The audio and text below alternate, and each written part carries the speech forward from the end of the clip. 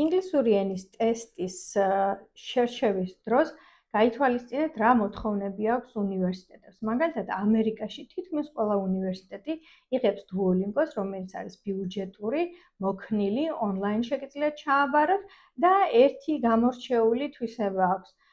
როდესაც უნივერსიტეტებში აგზავნით ოფიციალურ მონაცემებს, ანუ თვითონ Duolingo-ს პლატფორმიდან, ეს ყველაფერი არის უფასოდ. მაშინ, როდესაც IELTS და TOEFL-ს ევროპის უნივერსიტეტებიც და ამერიკის უნივერსიტეტებიც იღებენ, IELTS უკვე შესაძლებელია ჩააბაროთ ონლაინ და ერთ კვირაში არის პასუხი, TOEFL-ზე ჯერჯერობით მოგიწევთ თვითონ ცენტრში მისვლა და ადგილზე ჩაბარება.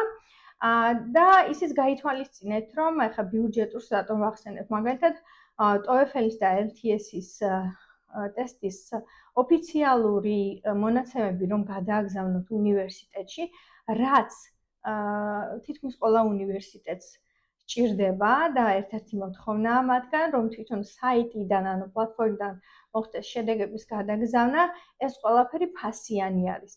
თითოეული ტესტი იძლევა მხოლოდ 2 უნივერსიტეტში უფასოდ გადაგზავნას, დანარჩენზე არის გადასახდელი.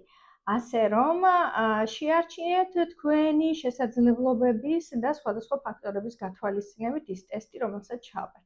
გაუზიარეთ ეს ვიდეო სხვებსაც.